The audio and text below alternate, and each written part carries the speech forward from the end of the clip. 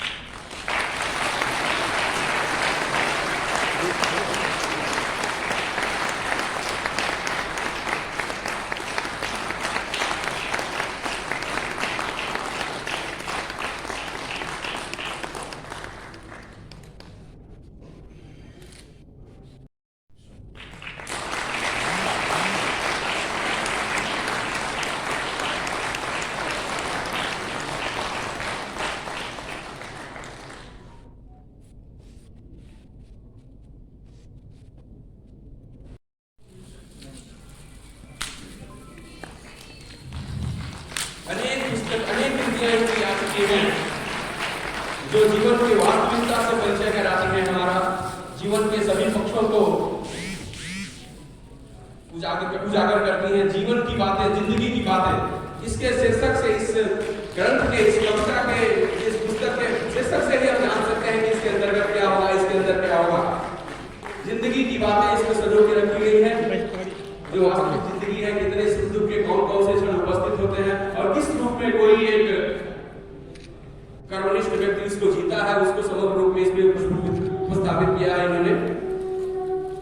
ये दुनिया में ऐसी मिसाल कहीं नहीं मिलती कि जो समाज, जिस देश में मेजॉरिटी हो, वो सरकारों से गुहार लगा रही है कि हमें समान नागरिक बनना चाहिए।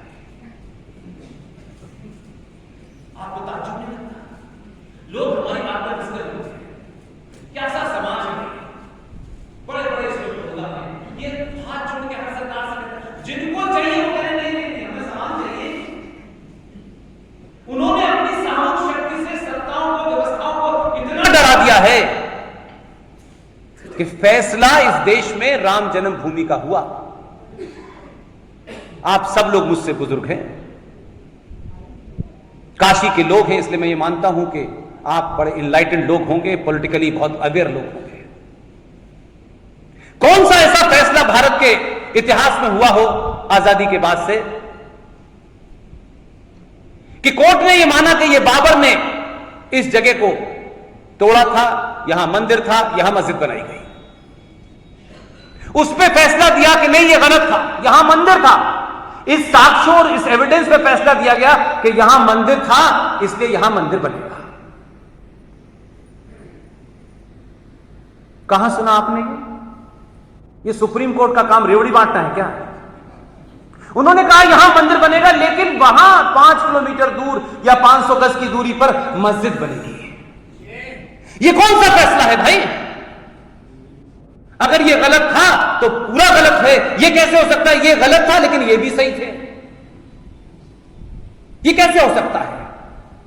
ये व्यवस्था में बैठी हुई अपोलोजिस्टिक, उसको डर है, इसलिए एक फैसले को देने के लिए 150 साल लड़ाई लड़नी पड़ी आपको। और यह कहा गया, उसमें लिखा गया फैसले में कि सामाजिक सौहार्द बनाने के लिए यह मस्जिद की जगह दी गई। वही कोर्ट जो यह फैसला करती है कि इस्लाम में मस्जिद कोई पवित्र स्थल नहीं है। उस 1948 में नासा आया है एग्जिस्टेंस में। क्या नासा के आने से पहले भारत के गरीब किसान को, भारत के गांव में रहने वाली बूढ़ी मां को यह नहीं पता था कि सूर्य ग्रहण किस दिन पड़ने वाला है? उसकी टाइमिंग भी पता थी।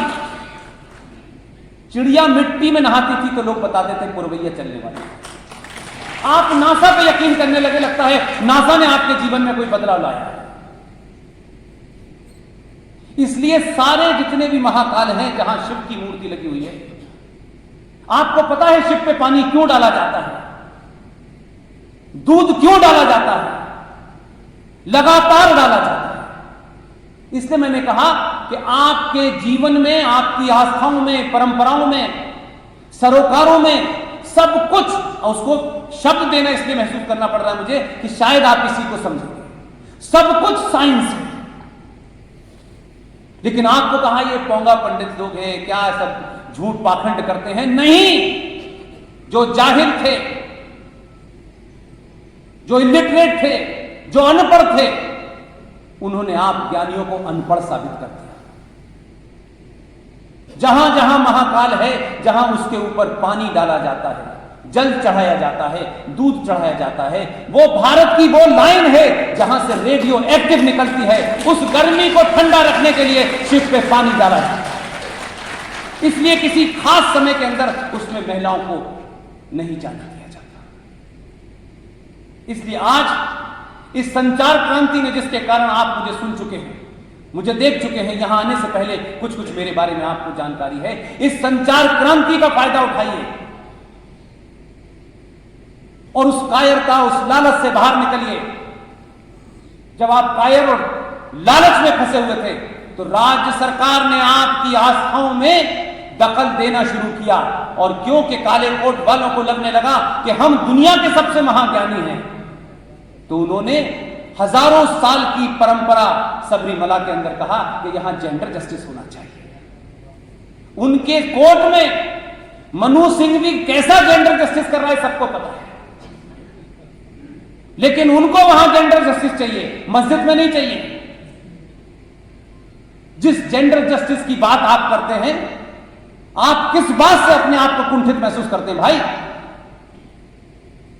दुनिया का एक मुल्क 244 साल हो गए उसको आजादी हुई, दुनिया की सबसे पुराना लोकतंत्र है, सबसे पुराना लोकतंत्र है, वो हमें बता रहे हैं लोकतंत्र क्या होता है, वो हमको जेंडर जस्टिस बता रहे हैं क्या होता है। 244 साल में अमेरिका के अंदर एक भी महिला प्रधानमंत्री राष्ट्रपति नहीं बनी।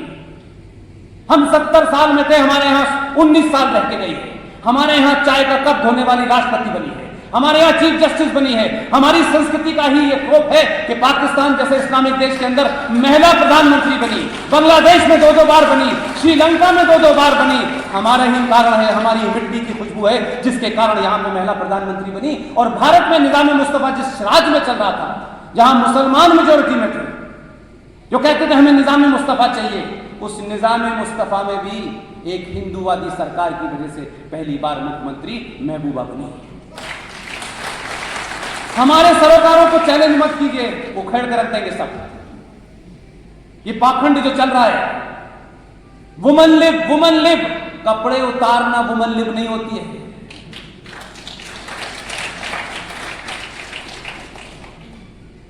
जेंडर जस्टिस की बात करते हैं, वुमन लिव की बात करते हैं। हमारे यहां तो हमने और हमारे अनकॉन्शियस माइंड ने यह साबित किया 70 सालों के बाद कि तैमूर की अम्मी ही खूबसूरती की मिसाल है। जिस समाज के पास एक से एक हो, अगर इस देश में खूबसूरती की कोई मिसाल हो सकती है तो छत्रपति शिवाजी की मां जीजाबाई हो सकती है।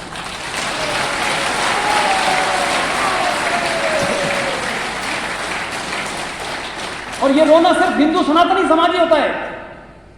हमारे 2 बच्चे हैं, कैसे खर्चा चलेगा, कैसे नहीं चलेगा। सुभाष चंद्र बोस के 14 भाई बहन थे, 14 9वें नंबर के थे सुभाष बोस। एक आदमी ने पूरी दुनिया की सत्ता को चैलेंज किया, जिनकी सत्ता में कभी सूरज नहीं डूबता था, आज उनके यहां सूरज निकलता है तो संडे मनाते हैं। इसलिए आपके बीच में पुरुषार्थी थे, लेकिन समाज ने उन पुरुषार्थियों को कभी अपना हीरो नहीं बनाया। इस समाज के सामने एक से एक बड़ा कायर, कोशिश की गई इससे भी बड़ा ढूंढ के कायर लेके आओ। 1920 में, अभी 2 दिन से आप एक घटना के बारे में बहुत सुन रहे होंगे टेलीविजन में, खिलाफत मूवमेंट चल रहा था। खिलाफत मूवमेंट का मतलब खलीफाओं की हुकूमत, अल्लाह की हुकूमत, निजाम कहां से कहां आ गए। और जब आपने खिलाफत मूवमेंट का समर्थन किया तो केरला के एक शहर में हिंदुओं का सामूहिक नरसंहार हुआ, मैसिव मैसेकर हुआ। और यह बात मैं नहीं कह रहा, भारतीय राष्ट्रीय कांग्रेस का 1897 का अधिवेशन अमरावती में हुआ था महाराष्ट्र के। 1897 के अधिवेशन की अध्यक्षता सर सी शंकरन नायर साहब कर रहे थे। सर सी शंकरन नायर साहब 1908 में मद्रास हाईकोर्ट के जज बने। उन्होंने एक किताब लिखी है, पेज नंबर 132 के ऊपर अपेंडिक्स 3 मालाबार एगोनी के नाम से किसने आर्टिकल लिखा है पता है आपको? जो खातून विदेश से आई थी 1917 में, भारतीय राष्ट्रीय कांग्रेस की अध्यक्ष थी एनी बेसेंट ने लिखा है। और पूरी घटना लिखी है मोपला में हिंदुओं को कैसे मारा गया। और जब ये बात गांधी जी से गई तो गांधी जी इतने चुप थे, गांधी जी ने इस पे कंडेम करने तक की कोशिश नहीं की। गांधी जी ने कहा हमें मुसलमानों का दिल जीतना है। ये दिल जीतने की परंपरा आज भी है। पृथ्वीराज चौहान ने भी जीता था दिल, लेकिन आज की परंपरा में और तब में इतनी फर्क है। जब ये कहता है हमें दिल जीतना है तो वो कपकपाने लगते हैं, इतना ही फर्क है। जितनी जोर से कहता है सबका साथ, सबका विकास, सबका विश्वास, उनको पता है किसका विश्वास, वो डर जाते भाई साहब नहीं करेंगे। यही होना चाहिए। एक राजा को राजा की भाषा बोलनी चाहिए। ये राजा को संत बनाने की बीमारी हमारे दिमाग में क्यों है भाई? वो राजनीति करने गए, उससे हम चाहते हैं वो संत की तरह बात करें। ये संतों का काम है भाई। लेकिन संत राजनीति कर रहे हैं और राजनीति करने वाले से कह रहे हैं तुम संत हो जाओ। हम उल्टी बात कर रहे हैं। पहली बार वो दोनों भूमिका में खड़ा हुआ है। और मैं एक पॉलिटिकल साइंस के स्टूडेंट की हैसियत में नहीं देखता, एक सोशियोलॉजी के स्टूडेंट की हैसियत में देखता हूं। इसलिए शायद मैं उन चीजों को देख पा रहा हूं जहां बहुत सारे लोगों का निगाह नहीं जाती या जाके उस तरफ कुछ करना नहीं चाहते। क्या आपको लगता था 25 साल के जीवन में दिल्ली में? तो मुझे लगता नहीं था कभी। आप जब एक ऐसे समाज का नेतृत्व कर रहे हो जिसमें भीड़ तंत्र की मानसिकता हो,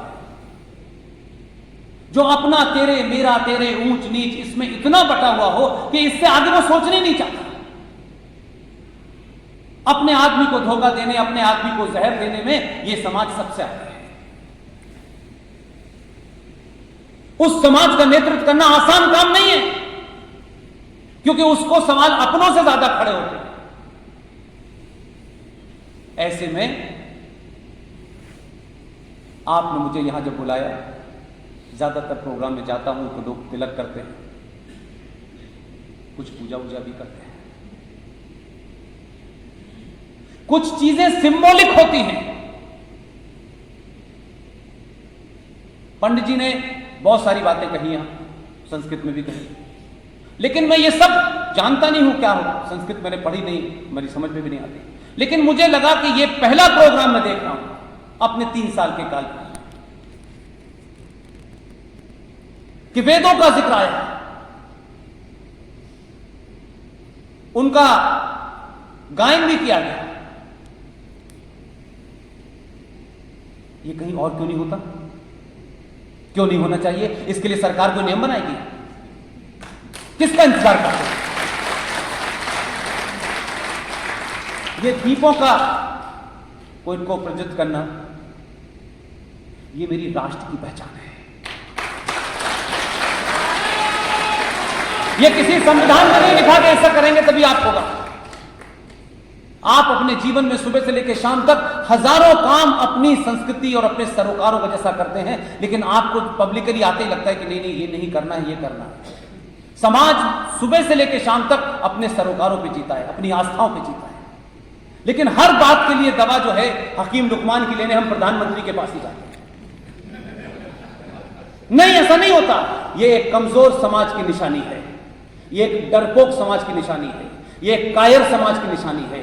ये अपने आप की लड़ाई दूसरा लड़े, भगत सिंह लड़े, सुभाष लड़े, ये वो मानसिकता है। जिस दिन आप तय कर लेंगे ये मेरी जिम्मेदारी है, मैं क्या कर सकता हूं ये मुझे कोई नहीं बताएगा, मेरे अंदर जो क्षमताएं हैं, जो मेरी योग्यताएं हैं, मैं उसे तय करूं कि मैं अगर करोड़ों रुपया कमाता हूं तो जो इस देश में काम कर रहे हैं उनको 1 रुपया दे दीजिए, जिनके पास समय बहुत है वो 1 घंटा दे दीजिए, जो मां बहुत घंटे तक चमत्कार के लिए किसी बाबा के दरबार में जाती है वो मां दरबार में जाना बंद कर दे। उन 4 घंटों में अपने घर में जो बच्ची है, जो 8वें से 10वें और 10वें से 12वें में आ रही है, जो उसके अंदर चेंजेस हो रहे हैं, जो समाज में चेंज हो रहे हैं, अगर उससे बात करेगी, उसके अंदर के बदलावों को बात करेगी, कोई पंचर वाला लफ्ज हाथ नहीं कर सकता, कोई नहीं कर सकता।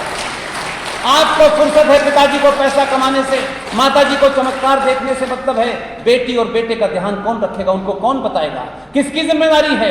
उसको तो आपने सेंट पीटर्स भेज दिया है। जो घर में माँ बाप हैं वो उसके साथ कम रहते हैं, जो स्कूल में माँ बाप हैं झूठे नंबर 1, वो 24 घंटे रहते हैं। उसके मन मस्तिष्क में वही बाप और वही माँ नजर आती है, असली माँ का रूप उसकी नजर नहीं आता।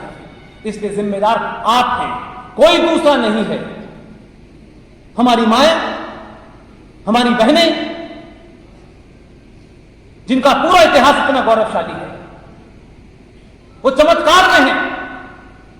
किस बाबा की कथा सुनने से, किस मंत्र को 50 बार कहने से अमीर हो जाएंगे बैठे बैठे?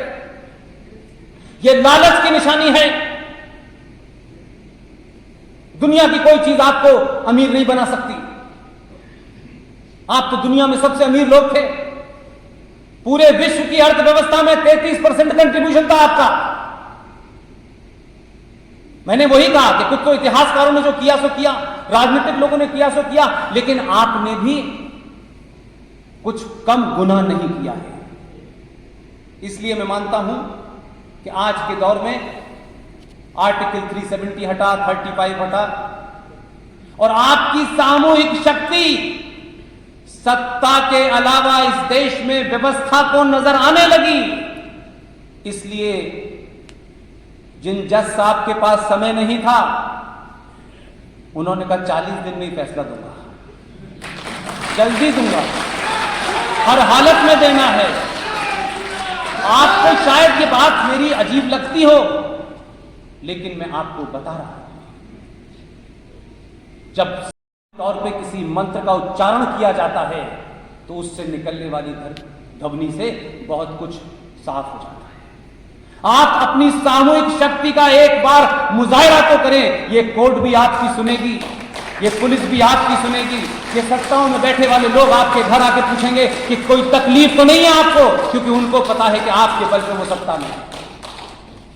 इस सामूहिक शक्ति को पहचानें। लिहाजा राम मंदिर पर फैसला, जो कोई हिंदूवादी संगठन भी नहीं सोच सकता था कि ऐसा फैसला आएगा। सबको लगता था कुछ मिला जुला आएगा, कुछ उसमें भी सेकुलरिज्म नाम की कोई चीज होगी, लेकिन आ गया। लेकिन इस मंदिर के सिलसिले से एक बात कहना चाहता हूं, आप सब लोग मेरी बात को 1 मिनट के लिए जरूर सोचिएगा। जो आपको करना है करिए। मैं ये कहते कहते ही काम अपनी जिंदगी का समाप्त करूंगा। मुझे कोई फर्क नहीं पड़ेगा कि मेरी बात को कितनों ने सुना या नहीं सुना। मंदिर तो पहले भी थे हमारे यहां। क्या सोमनाथ का मंदिर था, या मथुरा में था, या काशी में था? तो क्या हिंदुओं की गिनती कम थी? अत्ती साहब हिंदू कम थे क्या? तब भी तो मेजोरिटी में थे आप। मंदिर बनाइए, मंदिरों को खूब मजबूत बनाइए, लेकिन ये चलते फिरते मंदिरों को मजबूत कीजिए, क्योंकि मंदिर बन जाएगा, लेकिन ये किसी को नहीं पता है कि ये 50 साल तक रहेगा कि नहीं रहेगा। इसलिए इस समाज को, जो मंदिर को बनाने वाले लोग हैं, इस समाज को मंदिर मजबूत करिए। करोड़ों साल तक आपके मंदिर की तरफ कोई निगाह नहीं करेगा। ये जो चलता फिरता समाज है, इसको अपंग मत बनाइए, इसको मानसिक तौर पर दिवालिया मत बनाइए, इसको कायर मत बनाइए। करोड़ों रुपया खर्च करिए। ये जो सोमनाथ का मंदिर था, उसका दरवाजा चांदी का था। जब जंग हुई तो मुआहदा हुआ। इसलिए मैं आपकी नॉलेज के लिए, इंफॉर्मेशन के लिए बता रहा हूं। आप सब मुझसे ज्यादा काबिल हो। 4 एग्रीमेंट हुए। उस एग्रीमेंट में कहा कि सोमनाथ का जो दरवाजा है वो पहली एग्रीमेंट में है, वापस होना चाहिए, क्योंकि वो चारों के चारों जितने लोग थे वो बैकफुट पे थे। वो कहां लगाए पता है आपको? वो सोमनाथ के मंदिर का जो द्वार था वो कहां लगा हुआ है? जो लोग आजकल बुराड़ी में बैठ करके ये बता रहे हैं कि ये हिंदुओं की मां बेटियां 2-2 रुपए में बिकती हैं, वो जो बता रहे हैं ना, उन्हीं को पता है हरमंदिर साहब के अंदर वही सोमनाथ का दरवाजा लगा हुआ है। ये जो घाट हैं आपके, जिन घाटों पे आप बैठने जाते हैं, ये मराठाओं के बनवाए हुए हैं। आपने सुना होगा सिर्फ एक हीरा था, कोई नूर था, कोई नूर था, कोई नूर था, नूर जहां के बालों से निकाल करके वो वहां ले गए, यही सुना आपने। इसलिए मैंने कहा आपको सिर्फ कुछ नहीं करना, आप पुरी जाइए, भुवनेश्वर में पुरी के मंदिर को घूमिए, दुनिया का सबसे बड़ा हीरा वहां लगा हुआ है, ये किसी को पता नहीं। ये मैं इसलिए बताता हूं ताकि शायद आपके अंदर अपने इतिहास को जानने की जिज्ञासा पैदा हो। ये स्विट्जरलैंड जाने की जगह, आपके मुल्क में बहुत सारे स्विट्जरलैंड हैं। ये जो आप आगरा जाते हैं, अच्छी बड़ी लड़की से शादी करते हैं, ठीक ठाक से मां बाप शादी संपन्न करते हैं, आप अपनी बीवी को ताजमहल दिखाने ले जाते हैं और उसे बताते हैं प्यार की निशानी है ये। उसे उसी दिन डरा देते हैं कि तेरा भी यही होने वाला है। मैं आपसे दोनों बातें रखना चाहता हूं, सनातन पर्सपेक्टिव से और इस्लामिक पर्सपेक्टिव से। इस्लाम में कब्रों का कंसेप्ट नहीं है, ये जो कब्रें बनती हैं ये कंसेप्ट नहीं है। और सनातन में किसी की अस्थियां भी घर में रखना, अपने पिताजी और माताजी की भी रखना ठीक नहीं माना जाता। तो ताजमहल एक कब्र है, उसे अपने घर में किस लिए सजा के रखते हैं आप? किस लिए रखते हैं?